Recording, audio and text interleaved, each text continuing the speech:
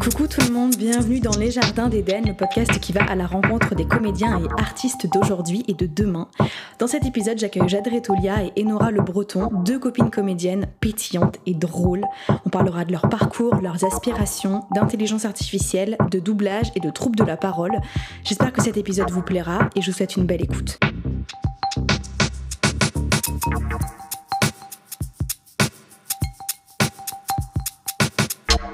Petite aparté de début d'épisode pour vous informer qu'il y aura deux parties pour ce podcast parce qu'en fait, Enora, Jade et moi dans la même pièce, c'est des dindons qui gloussent pendant 2 heures et les pistes étaient inexploitables. En fait, c'était pas possible de vous donner un podcast qui dure autant de temps parce que c'est juste un film de Christopher Nolan et c'est pas ce qu'on veut. Donc, je vous laisse avec cette première partie et je vous informerai pour la seconde très prochainement. Bisous, ciao ciao, ciao ciao. Ça vient tout juste d'enregistrer. Nous avons commencé à enregistrer. Bonjour les filles. Bon. Ah, ça commence là ? Ouais. Ah, salut tout le monde, bonjour. Oh là là. Merci d'être là. Merci à toi de nous inviter. Que vous pourriez vous présenter rapidement toutes les deux, votre âge, qui êtes-vous, d'où venez-vous, votre signe astrologique et l'animal qui vous représente le mieux. Et le chakra sur lequel vous devez travailler là en ce moment. Moi là c'est tous là. Tu veux nous en parler, Dora? Je crois qu'il vaut mieux pas, sinon je vais faire une thérapie. T'en fais déjà une, Master. Ah oui, c'est vrai. All is good. All is good. Vas-y, je te laisse commencer. Bien sûr, avec plaisir. Bonjour. Est-ce qu'on peut faire comme les alcooliques anonymes ou... Bon, ah oui, vas-y. C'est plus léger, donc t'inquiète. Vas-y. Ah, ok, vas-y. Bonjour, je m'appelle Enora. Bonjour Enora. Bonjour Enora. Merci Eden de participer. Je viens de comprendre ce que vous demandez que je fasse. Moi j'ai... Attends, j'ai quel âge? Ah putain, j'ai 24 ans. Je suis en mort cérébrale. Bientôt 25. On a 3 neurones qui se battent en duel par ici. C'est complètement ok. Je suis du signe astrologique du Gémeaux, ascendant Lion. On s'en fout complètement. Non, pas du tout. On adore. Non, de mon ascendant. Je veux dire, Et ton signe lunaire, c'est quoi? Verseau. D'accord. Voilà, c'est à peu près tout ce que je peux vous dire, après j'ai oublié. Ok. Je peux te donner mon heure de naissance aussi. Allez. Midi 40. Midi 40. Voilà, exactement. C'est drôle. Je suis née à l'heure de bouffer, moi. Vraiment, Ah ouais, c'est c'était marrant. même pas l'apéro, c'était vraiment l'heure de manger. Et fallait que je dise quoi aussi? Mon animal totem. Enfin, qui me représente le mieux, je sais. Je pense que ce sera un félin. Bon, ça va être un chat, genre vraiment basique. Ça te fait rire, toi? Espèce de godiche. Parce que j'imaginais une panthère. Je peux faire un chat si tu veux. Ma belle. Voilà. Contrôle-toi. T'es complètement crazy ou quoi là? Putain. Pleine de folie celle-là. Elle est complètement goofy. Je peux faire goofy si vous... Non, on veut pas. Non. On s'arrête là. là. that's Oui, on va great. s'arrêter. Je suis horrible. Si, Jade. Je suis horrible. Désolée, non mais c'est vrai. On est inécoutable. Pardon. Ouais, je pense aussi. Les gens vont pas écouter ce podcast. Mais si. Allez, Si. je t'écoute. Très bien. Bonjour, moi c'est Jade, j'ai Bonjour, 25 ans, je suis née à Châteauroux dans l'Indre. Je suis, soit dit en passant, l'ex-coloc d'Eden. La séparation est dure, couper le cordon est difficile, mais on s'adapte. Que dire? Mon signe astrologique, je suis bélier, ascendant balance, et ma lune est également bélier, Oh, wow. ce qui en dit long Tu défonces les sur portes. ce que vous voulez. Ouais, ça en dit juste long. Ça en dit long. On avait déjà parlé ensemble, mais si je devais choisir un animal, je crois me semble qu'on avait déjà parlé de ça. Les gens me disent beaucoup soit des rongeurs de type hamster, soit grenouilles. Mais T'es en vert, en moi, plus, ça si c'est vrai, je suis habillée en vert. Mais si je devais choisir, moi j'aime beaucoup les abeilles. Je suis très team abeille. Voilà. Queen Un bee. petit bourdon. J'adore encore plus les bourdons. C'est tellement Ça gentil. tirait les bien un bourdons. petit bourdon. C'est tout doux, c'est fluffy, c'est un c'est peu. bon. Par contre, ça fait un peu de bruit. Ils doivent s'échauffer Bah, avant moi de aussi. voler. Et vous savez Ils que, doivent chauffer leurs ailes. fun fact, vous Ils savez sont que les lourds. bourdons, normalement, en fait, ça manifeste un bourdon parce que techniquement, leurs ailes, elles sont trop petites pour voler. Du coup, c'est vraiment eux qui sont en mode non, je peux voler. Oui. Et ils peuvent pas normalement. Oh mes bébés! Bah, c'est leurs l'un de mes ailes sont trop préférés. petites pour leur corps. Les abeilles, je vous Techniquement, elles peuvent adore, pas mais. Et il y a vraiment des vidéos où tu les vois sur les feuilles Ouais. en train de se chauffer les ailes Oh, mais pour pouvoir je les imagine trop avec les petites lunettes d'aviateur là. Pour moi, c'est un Disney, ça. C'est ce que vous m'imaginez. Vraiment. Je suis carrément Bourdon. I want to be Didier Bourdon d'ailleurs. Oh là. Pour d'autres fun facts. Non, je suis très Bourdon, je pense, dans l'âme. T'es Bourdon vibe. Est-ce que vous pouvez nous parler un peu de vos parcours respectifs, même si on s'est toutes les trois rencontrées au cours Florent. Ouais. Est-ce que vous pouvez nous raconter un petit peu là, c'est l'heure du CV. Le petit cheminement, comment est-ce que vous en êtes venu à faire du théâtre? Comment est-ce que cette envie-là est née? Moi, je suis de Nantes, de base. Ça a commencé assez tôt, en vrai, le théâtre. J'étais très timide. Et en fait, je pense que c'est en regardant vraiment des films. Quand j'étais petite, je disais mais moi aussi je veux faire rêver les gens. Et ma mère elle m'a dit mais en fait, pour ça faut faire du théâtre. Et je dis oh là là, non, du théâtre, se mettre sur une scène, oh là là. J'avais pas trop compris que c'était la même chose. Et en grandissant, je me suis rendu compte que c'était vraiment quelque chose qui restait dans ma tête. Je me suis inscrite à des cours de théâtre. Et puis c'est un peu resté à côté, on va dire. J'ai fait un bac américain qui m'a pris beaucoup de temps. Américain? Ouais, j'ai fait... Yes, we can. Yes, we can. J'ai fait un bac OIB. They can build that wall. They're eating the dogs. They're eating the cats. Qui au final m'a servi pas à grand chose. Je vais aller étudier en Irlande. J'étais prise, j'ai fait des entretiens là-bas. Et je voulais faire un double bachelor en cinéma et théâtre. Et du coup, j'ai dû me déplacer pour faire mes petits entretiens en théâtre. C'était fort sympathique. Et après, j'ai vu les prix des loyers. J'ai fait oula, on se calme direct. C'est trop grave. Et du coup, je me suis, j'ai dû un peu batailler pour que mes parents, enfin surtout mon père, acceptent que je veux faire des études de théâtre et de cinéma. Et on s'est mis d'accord sur Paris. On s'est dit on va faire une fac d'abord un peu dans le milieu. Parce que mes parents m'avaient dit oh là là, le théâtre, ça fait un peu peur. Ouais. Donc cinéma, ça faisait plusieurs années que j'étais à fond là-dedans. Du coup, ils m'ont dit ok, fais des études de cinéma. J'étais prise pareil dans les écoles payantes, Ezra, Ciné Creatis et tout ça. J'avais fait les entretiens. Mais bon, j'avais pas spécialement envie de payer 8 000 € l'année d'une école où... Enfin, ça avait l'air super, mais moi c'était vraiment le théâtre qui m'intéressait. Donc je me suis dit en vrai la fac c'est chouette. Et j'étais prise du coup à la Sorbonne. Et au final, après, quand j'ai fait ma première année, ça s'est super bien passé. Deuxième année, c'est mes parents du coup qui m'ont encouragée. Ils m'ont dit non mais les cours Florent au pire. Je me dis attends, ça fait des années que je me bats pour les faire. Et c'est comme ça que j'ai passé l'atelier, enfin comme ça s'appelle, les stages. Le stage, ouais. Et après j'ai été prise et du coup j'ai terminé. J'ai fait ma dernière année de fac en même temps que ma première année à Florent. Et voilà, du coup j'ai les 2 diplômes aujourd'hui. Et globalement, ça a été une bonne expérience pour toi, les cours Florent? Franchement, oui.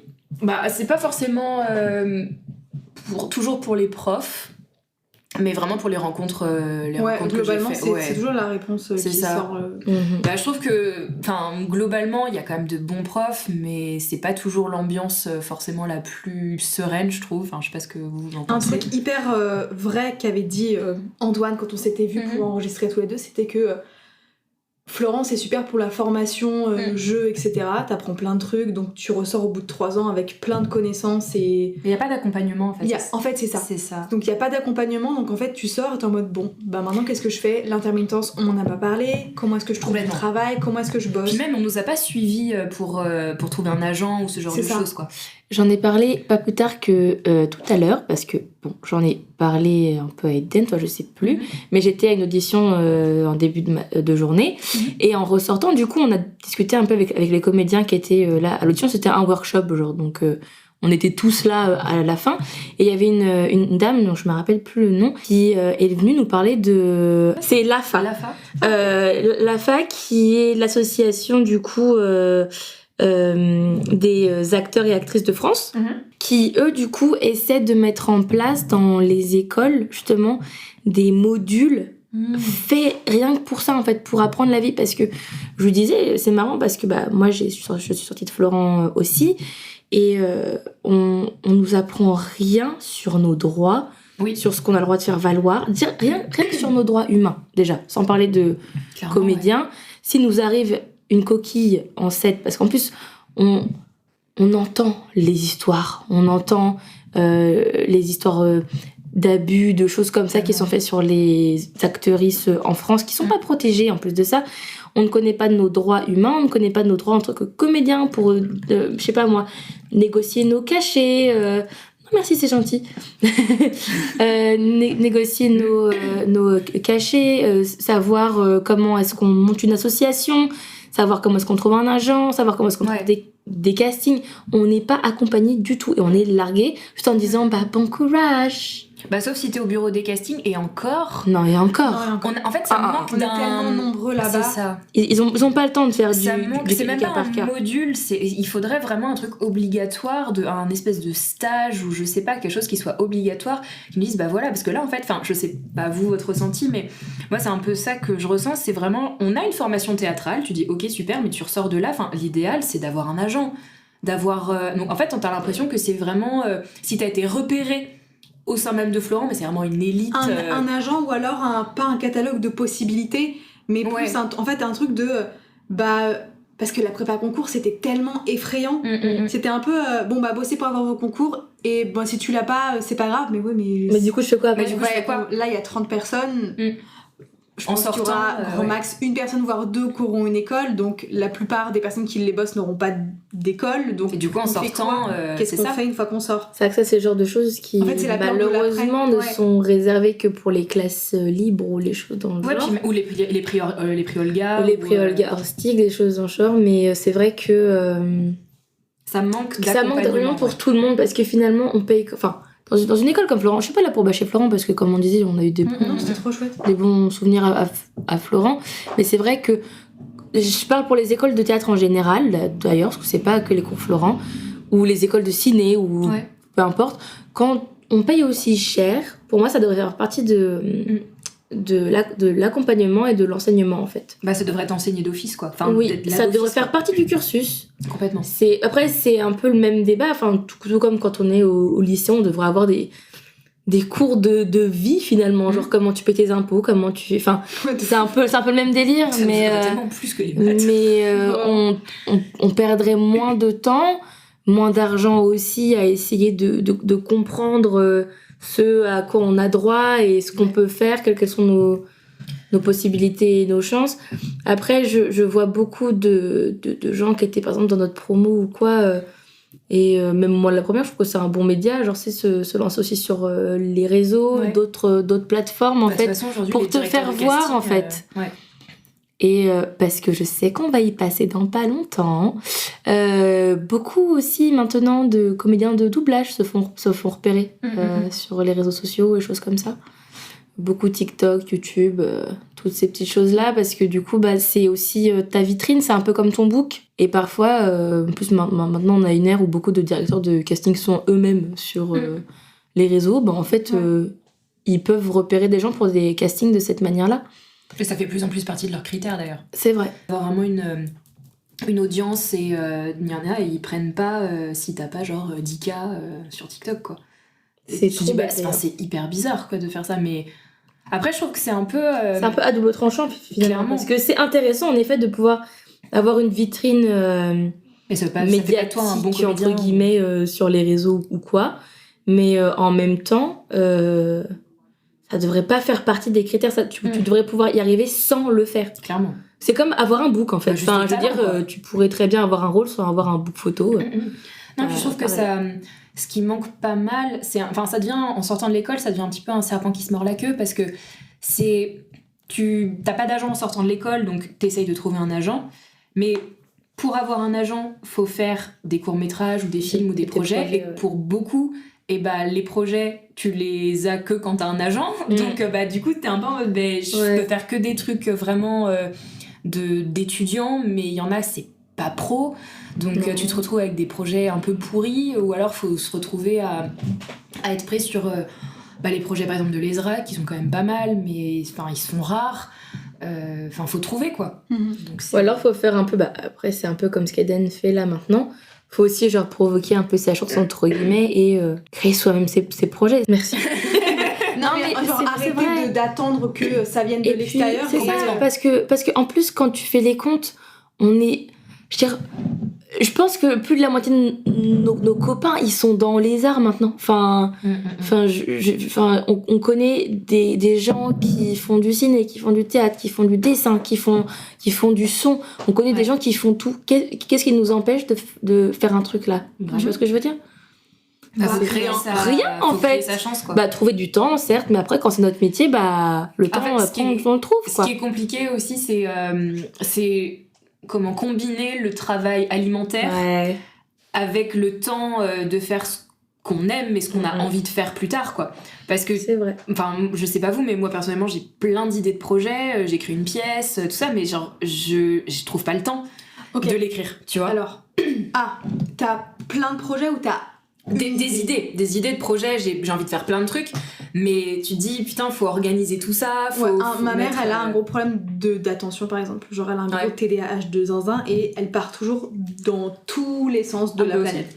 Elle veut faire tel truc dans tel endroit, de machin, de truc. Around the world, Mr. Worldwide. Vraiment, Mr. Worldwide, my mom. Dale. Et en fait, c'est un peu nous finalement là actuellement autour de cette table. Elle se retrouve à ne rien, elle se retrouvait à ne rien faire. Et même moi, mais je vois complètement. Il y a un an où j'avais pas de boulot, enfin j'avais mon boulot d'ouvreuse et tout, et je galérais et j'avais 1 milliard d'idées et incapable de tout mettre en pratique et tout, parce que ça part trop dans tous les sens, machin. Il faut juste faire un truc à la fois. Mais c'est ça, tu te poses, tu dis ok, là je fais ça. Ouais. Et en fait, tu te trouves un axe, je sais pas comment expliquer, qu'est-ce qu'il y a. La façon dont vous avez parlé, on aurait dit, tu sais, genre, les podcasts d'entrepreneurs. C'est un go-no-go. Tu vois, là, t'es dans un workshop qui va pas du tout, tu vois. On se fait un petit call. En fait, là, c'est bien complètement contrebalancé ton côté entrepreneur. Parce que ça contrebalance. Ça contrebalance complètement. Comme la suite de Fibonacci, bah carrément. Ouais. Il y a un homme qui disait, plus tu montes, plus tu montes. Il y en a un qui a dit aussi. Attends, il a dit quoi? C'était week-end. De fou quand elle l'a dit. Weekend. Do what we want to do. Hein, ouais, ça c'est fort. C'est deep, ça. Ça c'est dit. C'est très deep. Mais en fait, tu commences à prendre conscience de la vie quand quelqu'un meurt autour de toi. Ah waouh. J'ai bien fait gaffe à ce que tu dis parce que là vraiment je vais lose it. Sorry. Non, ce que je voulais dire du coup. On reprend la parole. Ouais, on reprend la parole. Avec ma daronne, je voulais faire plein de trucs. On avait plein d'idées toutes les deux et tout. Et en fait, j'attendais trop que la chance elle vienne de l'extérieur et que on m'offre qu'on propose des castings, etc. Et donc je te jure, alors qu'il y a personne avec son petit calepin qui va venir frapper à ta porte et dire bonjour tous les jours. Parce que je suis pareil. La newsletter de l'acteur, j'arrêtais pas de postuler comme une malade tous les jours pendant 1 an, pas une seule réponse de rien du tout. Et mes agences, j'arrêtais pas de leur casser les couilles, je refaisais des photos à chaque fois, je leur envoyais 1 fois par mois en mode m'oubliez pas, je suis là, premier degré. Vraiment. Mais c'est trop bien. C'est trop bien. Du coup, ils sont en mode, Eden, on sait que t'es là. Vraiment, on le sait que t'es là. C'était pas ton ami Elliot qui disait que tous les tel jour, il envoyait des messages. Ouais, et lui, il continue de le faire et tout, mais du coup, c'est juste attendre que le mouvement vienne de l'extérieur, sauf qu'en fait, après ça, c'est peut-être un peu plus de l'ordre de la manifestation de l'énergie et tout, on y croit pas. Moi, je pense que c'est vrai. Plus t'attends que le mouvement vienne de l'extérieur, moins il arrive. Oui. Et en fait, il faut que le mouvement il vienne de toi. Parce que tu mets du manque, quoi. Enfin, t'émets du manque. En fait, tu crées une sensation de manque et c'est con. Mais depuis que j'ai commencé mon podcast, il y a plein de trucs hyper cool qui se sont passés. Et j'ai eu des réponses positives à plein de trucs et donc le mouvement il est revenu dans ma vie. Bien sûr. Tu disais que ta mère avait du mal à se focus sur un truc. Mais on en parlait, en tout cas sur le fait de... Ouais. C'est dur de se mettre le pied à l'étrier quand tu regardes dans 1000 directions et tu sais pas où te lancer. Où on a l'impression qu'on n'a pas assez de temps et tout. On en parlera après aussi, mais j'en ai déjà parlé à Enora, je t'en ai parlé à toi il y a quelques minutes, heures là, que j'avais un projet perso depuis un petit moment, et là j'ai décidé de mettre le pied à l'étrier. Et que je trouve, moi, ce qui m'a aidée là, pour me forcer à travailler, c'est aussi que je ne travaille pas seule. En fait, comme là je me suis pris un peu une associée dans mon truc, je travaille avec Marie, qui est une amie aussi de Florent. Y a un peu ce truc, comme quand t'es en colocation et que tu te dis j'ai pas envie de faire la vaisselle mais je dois la faire parce que on est tous ensemble. Bah là c'est un peu pareil ce truc de dire bah je pourrais procrastiner mais je me suis mis une deadline avec Marie pour mardi. Donc il faut que je présente un truc à Marie mardi dans tous les cas. Et en fait se mettre des deadlines et te mettre dans un cercle avec d'autres personnes aussi, ça te force en fait à te mettre au travail. Je trouve que c'est utile. Enfin, et c'est pour ça aussi qu'on est vecteur un peu des uns des autres, parce que travailler seul c'est pas facile, et c'est pour ça aussi qu'on fait les rencontres à l'école et tout ça en fait. À plusieurs on est plus fort. Bah non mais c'est con. Non mais c'est vrai. Mais c'est un peu ce que nous... Je me rappelle en première année, c'était ce que ma prof me disait, bah comme ça je pourrais après vous raconter un peu mon parcours. Oui. Mais ma prof de première année à Florent, elle disait il y a de la place pour tout le monde. Ça, c'était sa phrase un peu, de il y a de la place pour tout le monde. En tout cas, si tu fais le nécessaire, il n'y a pas de raison qu'il n'y ait pas de place pour toi, en fait.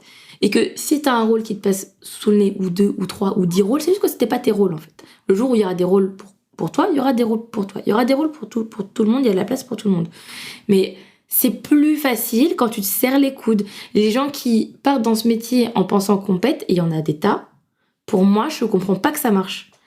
Enfin, si ça marche, c'est parce que t'as pris pas le bon chemin. C'est parce que t'as été genre manipulateur. En fait, c'est tellement un travail qui est dans l'humain, mais c'est dans l'homme. C'est tellement un travail. Enfin, c'est un travail de groupe. Je sais pas comment expliquer. Genre, tu peux pas être une individualiste. Tu peux pas faire un spectacle tout seul. Tu peux pas faire un film tout seul.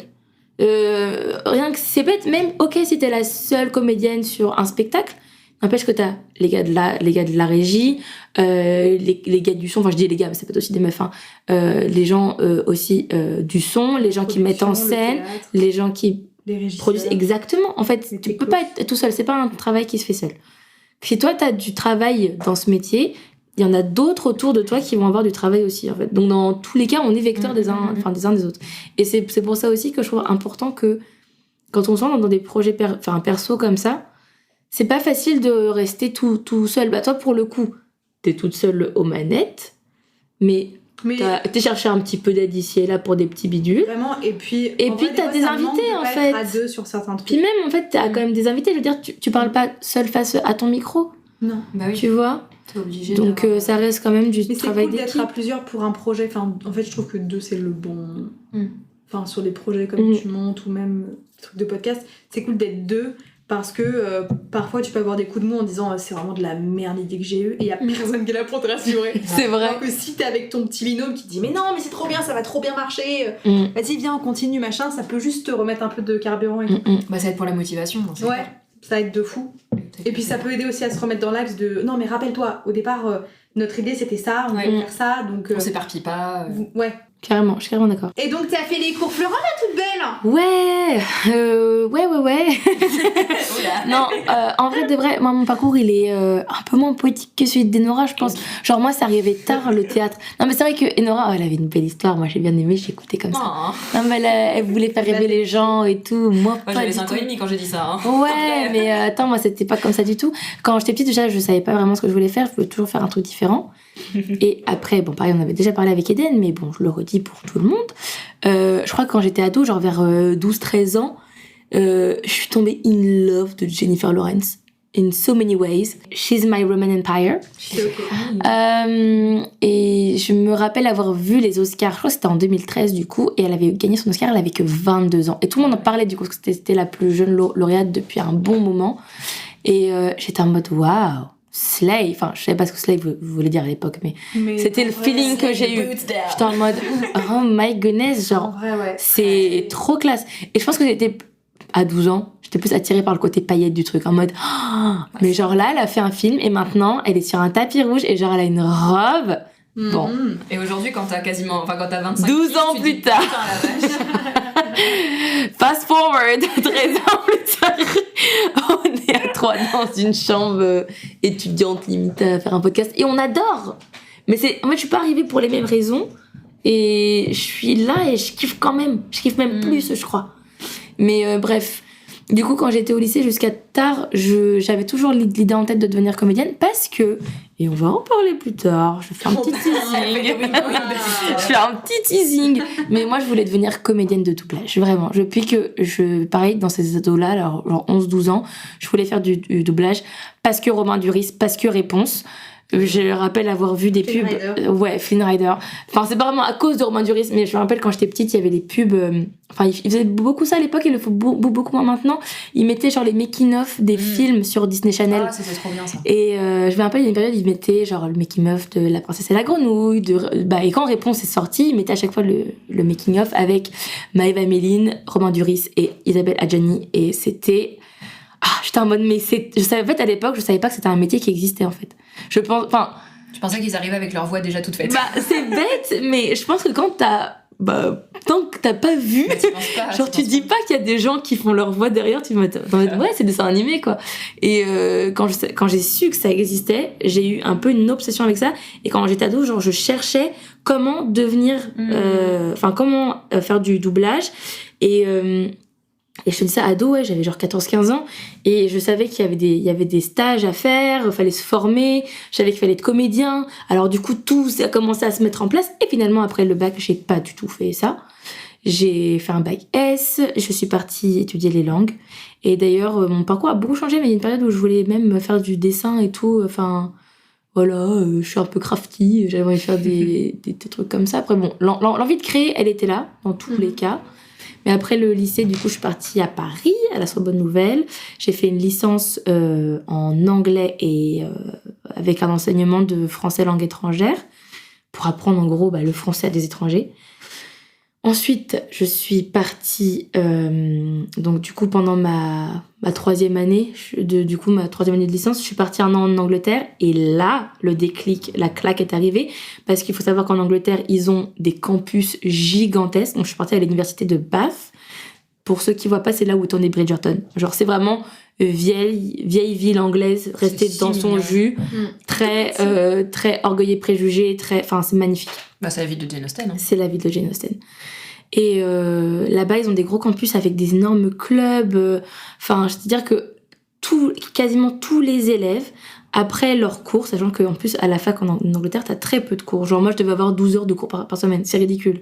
Enfin, vraiment, en France, on était à 25. Je trouvais ça chaud déjà. Mais même si c'est pas énorme. Mais 12, enfin, vraiment, c'était...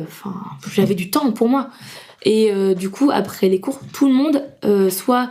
rejoint son équipe, je sais pas moi, de rugby, de foot, de hockey, de cricket, de ce que tu veux, ou d'art. Enfin, il y avait des clubs pour tout. Il y avait même des clubs de Harry Potter. Il y avait un club culture afro-caribéenne. Enfin, il y avait des clubs pour absolument tout.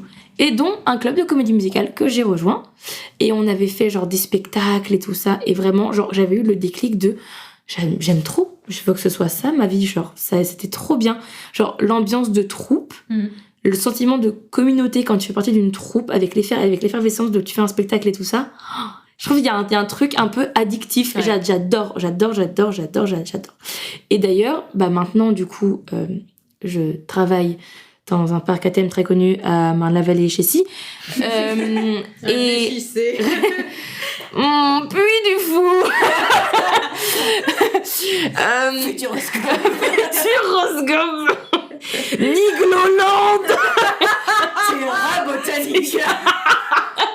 Et c'est vrai que même si c'est un peu différent des études qu'on a faites, il y a ce truc de l'effervescence là, de ce truc de le matin, tu sais pas vraiment ce que tu vas faire, et puis après boum, tu pars et ça bouge. Et encore pire si tu fais un spectacle ou si tu fais une parade à Vulcania. Futuroscope. Il y a vraiment cette effervescence, pardon, je peux pas le dire, là que j'adore. Et donc après mon année là-bas, du coup en Angleterre, je suis rentrée, j'ai continué un peu mes études de langue. Et j'ai quand même obtenu mon CAPES pour être prof, mais ça me sert à rien parce que je m'en sers pas. Et j'ai intégré, du coup, c'était au même moment du Covid et tout, donc ça m'a permis d'arrêter mon master et j'ai intégré les cours Florent pour 3 ans.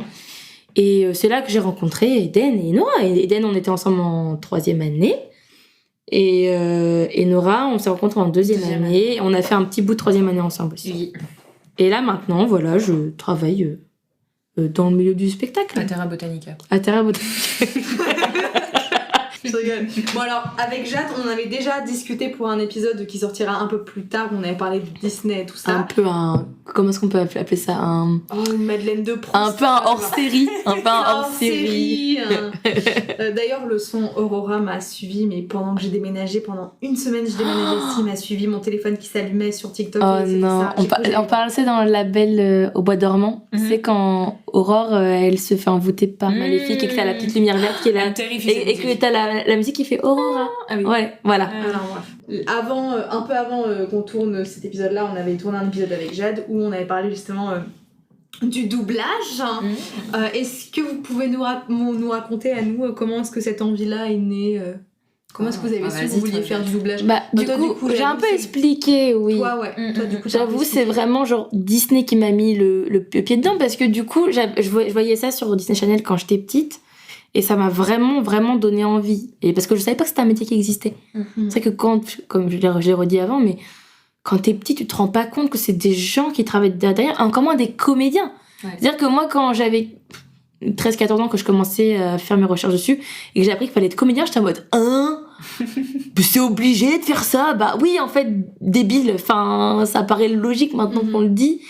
Mais parce que pour ceux qui ne sauraient pas, les comédiens de doublage, les doubleurs, peu importe comment on les appelle, il y a plein d'appellations qui sont plus ou moins controversées.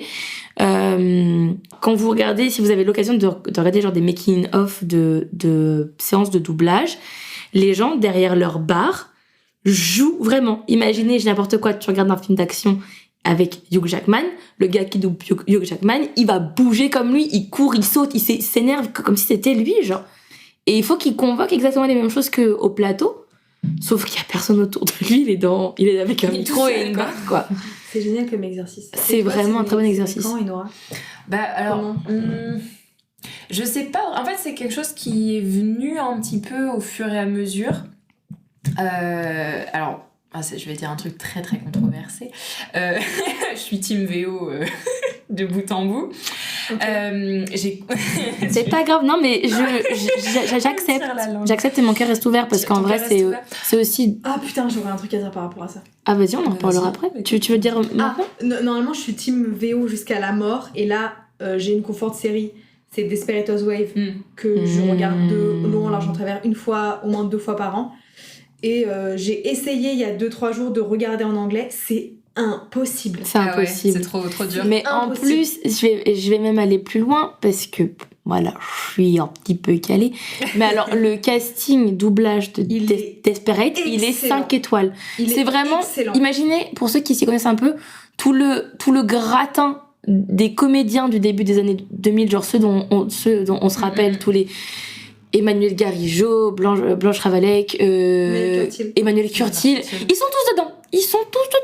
Pensez à un maintenant, ils sont tous dedans. Est-ce que c'est bon pour vous? C'est Madame Saucy. Ouais.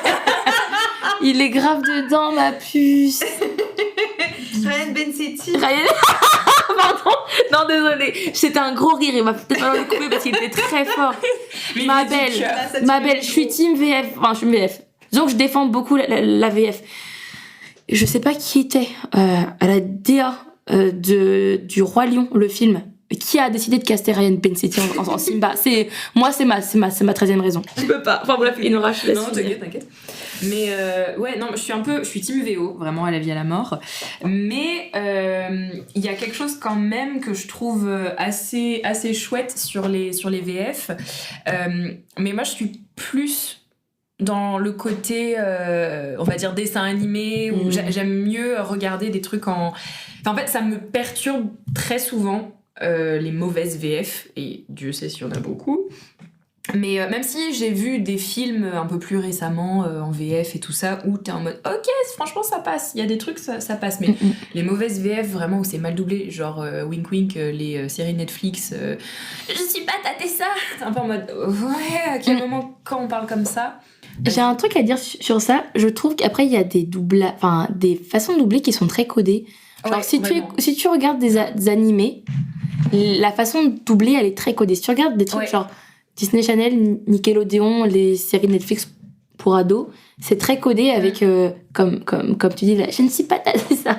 En revanche, je suis d'accord, il y a un truc que je trouve un peu symptomatique en ce moment, que je vois dans beaucoup de productions, où la VF est pas toujours très bonne. Non, et en fait je me dis, est-ce que c'est une question de comédien? Est-ce que c'est une question de directrice? Je pense que c'est de la direction, parce qu'en fait, je trouve que c'est très surjoué. Et alors, attention, je veux dire un truc que je déteste faire, qui est très, très technique comédie, mais il y a beaucoup de souffle.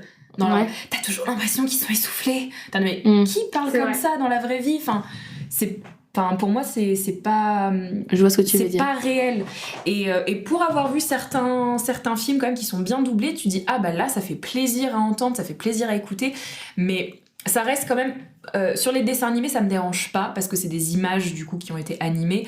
Sur un film, c'est vrai que moi j'ai tendance à préférer de voir vraiment le jeu du comédien. Parce que j'ai l'impression que quand c'est doublé, j'ai pas l'impression de voir l'entièreté du jeu. Mais ça, après, c'est une préférence vraiment particulière et personnelle.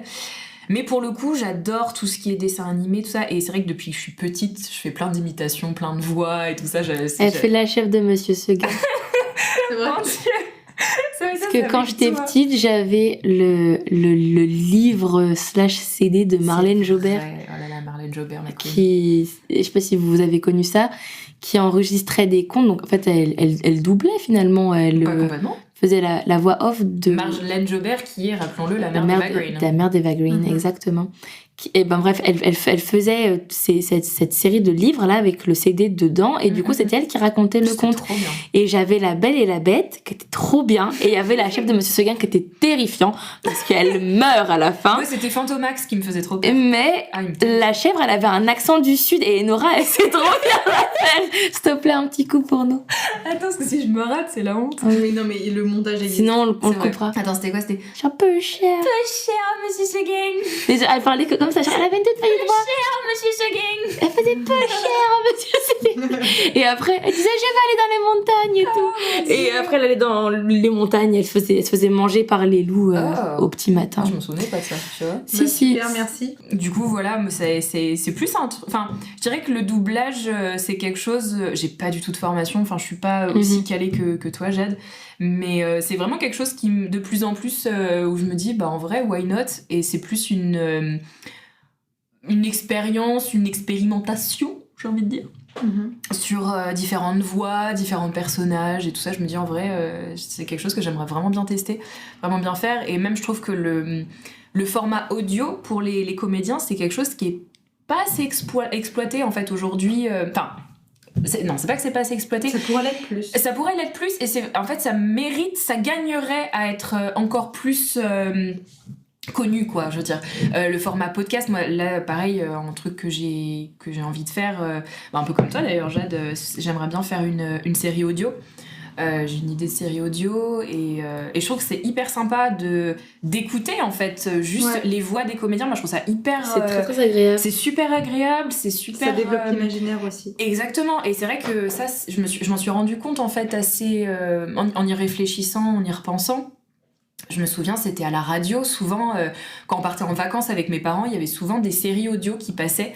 Je saurais pas me souvenir où, mais franchement, on écoutait que FIP ou France Inter, donc c'était l'un ou l'autre. Mais c'est pour dire, mais franchement, bienvenue sur FIP.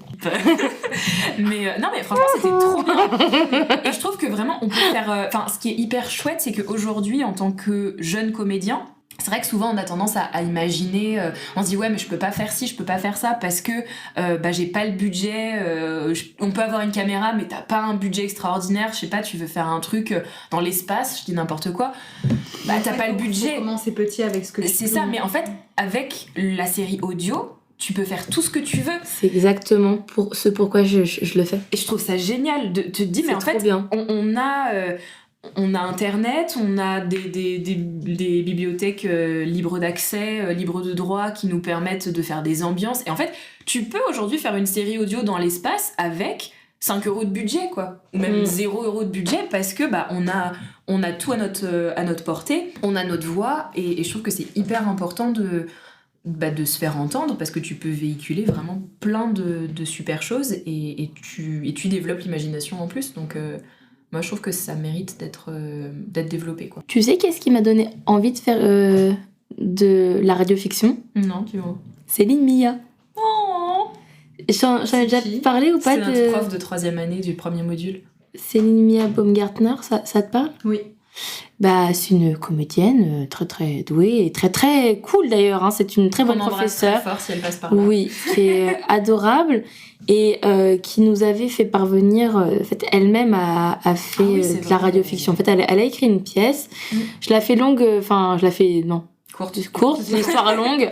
Je vais essayer de la faire longue. Mais en gros, Céline Mia, elle a un début de vie un petit peu tragique puisque ses 2 parents sont décédés le même soir quand elle avait 8 ans. Ils étaient censés être allés manger chez des amis, je crois. Amis, ouais. Et en fait, elle était gardée par une babysitter avec son petit frère. Et en fait, ses parents sont jamais rentrés. Mais Céline Mia, du coup, elle a écrit cette pièce un peu pour... voilà, c'est une pièce hommage et c'est aussi, je crois, une pièce un peu thérapie. Mais bref, et donc du coup, elle a écrit cette pièce qui est un seul en scène pour elle et qui a été mise en scène par, je sais peut-être par Pauline Bureau, pardon, une autre Pauline connue. Et je l'avais écoutée et je m'étais dit c'est fou parce que je pensais pas avoir voire plus d'émotions en écoutant sa fiction et que si je l'avais vue sur scène, et autant d'images. En plus de ça, genre, elle joue son rôle à 8 ans, alors que c'est une dame, c'est une adulte, quoi. Et elle fait son elle adulte et son elle de 8 ans. Mm-hmm. Et c'est tellement imagé. Elle te raconte les sensations qu'elle avait petite fille et tout. Mm. C'est tellement... La façon de parler, ouais. La façon de... Genre, il y a d'autres personnes qui interviennent, genre, quand il y a d'autres enfants aussi, parce que des fois, t'as ces souvenirs d'école ou autre. T'as les adultes autour d'elle qui parlent, donc t'as des petites voix qui viennent du coup s'ajouter. Mais sinon, c'est principalement elle. La pièce est magnifique. Et c'est à écouter, je trouve. C'est presque pas à regarder. Les bijoux de pacotille. Ouais. Les bijoux de pacotille. Ouais, non, c'est magnifique. Et même le fait, en fait, que du coup, elle puisse se jouer à 8 ans sans que ce soit bizarre. Enfin, ouais. C'est hyper intéressant. C'est hyper touchant et on s'y croit vraiment. Ouais, et j'ai pleuré dans la voiture quand je l'ai écouté. Il n'empêche que c'est ce qui m'a donné l'envie de faire de la radiofiction parce que pour moi, avant, c'était pas pareil. C'est un peu pareil, c'est un peu un média qui n'était pas envisagé encore comme une plateforme pour créer, en fait. Je sais pas comment dire, parce que je connaissais, comme on disait, le théâtre, le doublage. Je me suis pas dit... Tiens, on peut faire un truc avec tout ça. Enfin... Ouais. Et en plus, ça, je pense, là, en même temps, je réfléchis en même temps qu'on en parle, mais on fait partie de la génération comédien Covid où on a été formés pendant 1 an et demi, on avait les masques. Je veux dire, on s'est beaucoup exprimé avec la voix plus qu'avec nos visages. Je pense qu'il y a un truc à aller creuser aussi de ce côté-là. Enfin, je sais pas vous si vous aviez eu ça, mais on avait eu en première année un atelier radio-théâtre. Ah oui, c'est vrai. Et on a quand même... on a travaillé pendant plusieurs mois derrière nos ordinateurs, quoi. Où vraiment, on faisait du théâtre comme on pouvait, à lire des textes, à les jouer et les mettre en voix et en scène derrière nos écrans, quoi. C'est vrai. Aujourd'hui, c'est un métier qui est archi... fragilisé, mis en danger à cause de la montée de l'IA. Déjà que c'est... J'ai l'impression un cercle... Déjà... Le cinéma, c'est super fermé. Le théâtre, c'est aussi peut-être un peu moins fermé, mais ça reste très fermé. Et encore. Hein. Le doublage, j'ai l'impression que c'est un microcosme. C'est hyper dur. C'est marrant parce que c'est un microcosme, mais en même temps, c'est en pleine expansion. Ok. Est-ce que vous, en tant que future comédienne de doublage, je vous le souhaite, comment est-ce que vous imaginez la suite ? Est-ce que ça vous fait peur ? Qu'est-ce que vous pouvez nous dire par rapport à tout ça ? J'ai peur, oui et non, parce que moi j'ai tendance à croire que c'est un métier en expansion. Alors après, peut-être que de vrais comédiens de doublage et pas des bébés en formation pourront me corriger.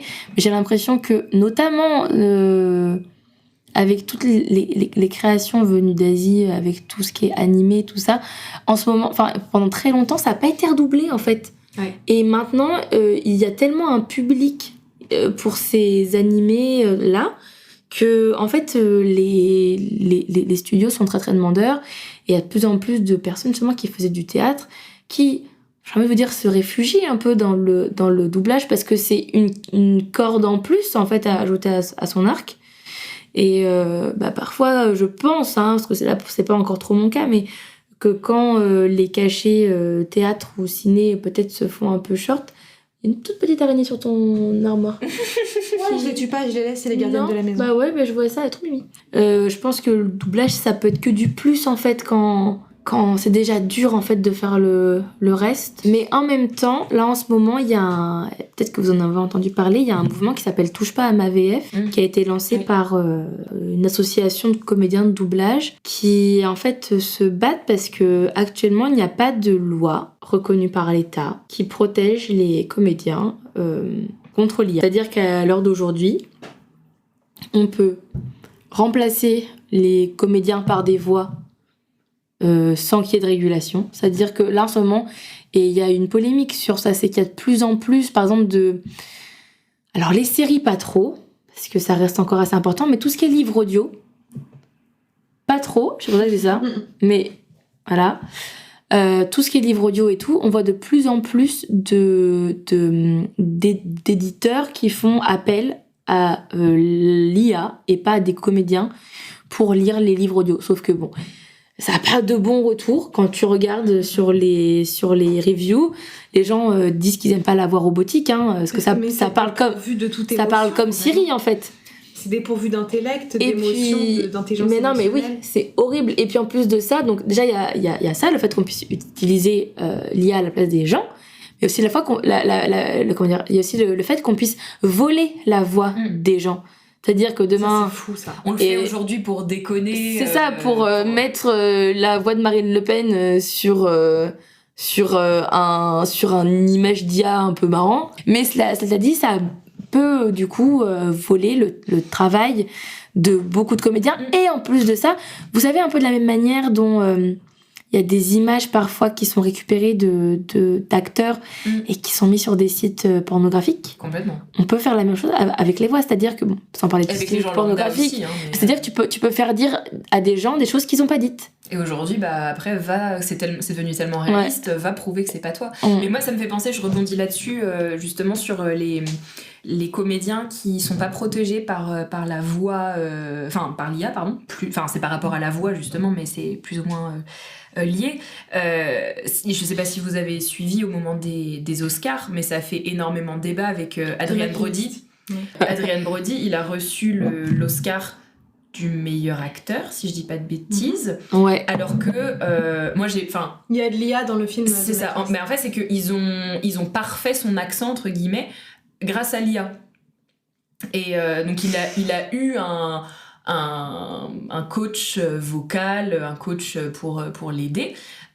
Mais du coup, apparemment... Désolée, je suis pas fan de Timothée Chalamet, et pour le coup, il s'est donné de sa personne pour le biopic de Bob Dylan, et je trouve que c'est horrible. Je comprends. Je trouve que c'est terrible. Tu donnes ton âme. Bon, après, on fait pas ce métier pour avoir des prix, évidemment. Pourquoi qu'on n'est pas dans la même sphère sociale avec Timothée Chalamet, il est en couple avec Kelly, donc en fait... I don't know, ça se trouve il fait ça vraiment pour avoir un Oscar. Je me dis putain, c'est fou, tu te donnes à ce point pour passer derrière un mec, c'est tellement difficile. C'est tellement à double tranchant. Et pareil, je sais qu'il y a Sebastian Stan qui faisait Trump là. Ouais. Lui, pareil, il faut savoir, déjà c'est un acteur que j'aime beaucoup, mais c'est un immigré roumain. Je sais pas si vous saviez. Non. Genre, sa mère, elle était pianiste. Enfin, elle est toujours, je pense qu'elle est en vie. Sa mère, elle est pianiste. Ils sont d'origine roumaine. Et puis, pour le travail, parce que c'était une artiste, elle avait du budget. Donc, ils sont allés à Vienne, puis aux US pour trouver du travail. Je sais que pour le coup, en plus, franchement, moi, ça m'aurait fait suite, genre, jouer mon pire ennemi. En 4K. Franchement, moi, mais il a fait un travail de dingue. Genre, en plus, c'est marrant parce qu'ils se ressemblent tellement pas, genre. Mais il s'est mis tellement en condition. Il genre, la voix et tout. Enfin, bref. Même tu vois Austin Butler qui fait Elvis. Et qui est resté coincé encore maintenant. Ça fait 4 ans qu'il veut pas lâcher. Il veut pas lâcher la voix. Il veut pas lâcher la voix. Mais t'as grave raison. Je trouve ça pas normal. En fait, l'IA, elle doit pouvoir. Il y a pas très longtemps, il y a Adeline Chetaille. Je ne sais jamais dire son nom de famille, mais elle est brillante. C'est une comédienne de doublage qu'on entend absolument partout. C'est la voix de Zelda, c'est la voix de Jinx dans Arcane, c'est la voix de Amalia dans Wakfu. Enfin, tous les gens qui connaissent. Gabriella dans High School Musical, c'est elle. Elle double dans Hogwarts Legacy aussi. Oui, exactement. Elle fait Ellie, elle fait tout. Elle fait tout, c'est une star. Adeline Chetaille, elle a dit il y a pas très longtemps que en fait, justement, elle avait peur de ça, en fait, que des gens prennent ça. En fait, des gens ont commencé à lui dire, mais l'IA, ça peut être pratique parce que imagine, tu peux pas être là tel jour, et ben on prend ta voix et on... C'est ça. Et on fait la phrase que tu peux pas faire. Elle dit non, mais en fait, puis on te paye pas, quoi. Elle, ce qui la dérange, c'est que... Parce qu'en fait, elle aurait payé des droits pour qu'on utilise sa voix, tu vois. Mais ce qui la dérange, c'est qu'en fait, il va apparaître dans des œuvres des phrases qu'elle n'a pas dites. Ils peuvent lui faire dire ce qu'ils veulent. Enfin, et ça qui la dérange. Elle disait en fait, apparemment, il y a pas très longtemps, bon, je sais plus c'était quand qu'elle a tourné ça, mais elle avait enregistré sa voix pour un livre audio. Et elle disait, elle était malade, elle avait le nez bouché. Elle dit, l'IA, là où ça pourrait aider, c'est que elle tourne ses phrases, et grâce à l'intelligence, on puisse corriger le tir, tu vois un peu ce que je veux dire, genre qu'on fasse en sorte que sa voix soit plus claire sur la journée où elle était malade, mais que ce soit pas quelqu'un d'autre qui reprenne ses mots, enfin c'est pas quelqu'un, c'est quelque chose d'autre qui reprenne un ordinateur, quoi, enfin un algorithme. C'est n'importe quoi. Et d'ailleurs, je vous avais mis de côté Pascal Chemin ma star, qui est aussi une comédienne de doublage. C'est marrant parce que je dis ma star à tout le monde alors qu'ils me connaissent pas, ces gens. Je suis juste trop fan de Mais ils connaîtront un jour. Slay, purr. Je manifeste. Pascal Chemin, qui est pareil, est une grande comédienne de doublage. Elle fait partie des figures de proue du mouvement Touche pas à ma VF. Et elle a posté un message le jour que j'ai posté en story, peut-être que vous avez vu. Ah oui, j'ai vu passer. Où elle explique que elle devait du coup enregistrer pour un jeu vidéo sur lequel en plus ça fait plusieurs saisons qu'elle est dessus, c'est-à-dire que elle est sur le rôle depuis plusieurs années, je crois qu'elle avait dit depuis 6 ans. Et en fait, on a demandé aux gens du studio, donc à tous les comédiens du studio qui allaient doubler sur ce jeu, de signer la charte qui disait qu'ils autorisaient l'IA, sinon ils pourraient pas travailler. Donc on leur a mis un peu couteau sous la gorge en disant soit tu bosses et tu signes la charte qui dit que l'IA est acceptée, soit tu bosses pas. Et elle et les trentaines d'autres comédiens qui étaient avec elle ont dit non, on signe pas ça. En fait, c'est eux qui sont perdants en plus. C'est ça, c'est que c'est eux qui sont perdants en plus de ça. Parce que genre en fait là t'es quoi du coup, t'es juste un studio sans comédien. Bravo. Enfin, c'est débile. Et donc, du coup, ils ont tous ensemble... je crois que dans la liste, il y en avait pas mal en plus des connus, des gens dont... Enfin, veut dire qu'ils sont dans le métier depuis longtemps et qui connaissent ce métier en long, en large, en travers. Là, je vois Frédéric Soutrel. Ah, Frédéric Soutrel. Que tu connais. Oui. Barbara Beretta, Kaina Blada, tous ces gens-là, ils sont connus. Ils sont connus dans le sens où ils sont très actifs dans le milieu. Je veux dire, c'est pas des nobody qui disent on veut pas travailler, stop. Non, là c'est des gens, ils sont dans le métier depuis des années. Depuis que je suis petite, j'entends leur voix. Enfin, je veux dire, c'est des gens qui là ont un ras-le-bol en fait. Et il y a des marches qui sont organisées, il y a des assemblées générales qui sont organisées. Parce que encore aujourd'hui, ils font appel au ministère de la Culture, ils appellent Rachida Dati et tout ça. Personne ne fait rien, il n'y a pas de loi pour les protéger en fait. Il n'y a rien du tout. Mais tu vois, ça me fait penser, alors moi je suis pas une aussi bonne élève parce que j'ai pas noté la référence, mais j'ai vu passer ça pareil sur les réseaux. Je crois que c'était une autrice qui disait ça. Je crois que c'était une autrice anglophone en tout cas. Et elle disait, et j'ai trouvé ça très vrai, et en plus du coup ça c'est vraiment la même chose pour le doublage et tout ça. Elle disait en gros l'IA c'est génial dans l'idée. Elle dit mais moi je veux l'IA pour faire mes tâches ménagères en gros, pour faire ma lessive, faire ma vaisselle, comme ça j'ai plus de temps pour faire ce que j'aime, faire mon travail d'écriture et tout ça. J'ai pas besoin de l'IA pour faire mon travail d'écriture pour que j'ai plus de temps pour faire ma lessive et ma vaisselle quoi. Et je trouve ça vraiment vrai, c'est qu'en fait l'IA est de plus en plus aujourd'hui en train de tuer les métiers artistiques. Ça tue la créativité. Alors ça a bien des avantages, hein. L'IA franchement on peut pas le nier. Mais ça tue la créativité pour que au final on ait plus de temps pour faire des trucs qu'on n'aime pas faire en fait, alors que ça devrait techniquement être l'inverse. On aimerait mieux que ça améliore notre qualité de vie même si bien évidemment on n'a pas un ordinateur de faire le café quoi, mais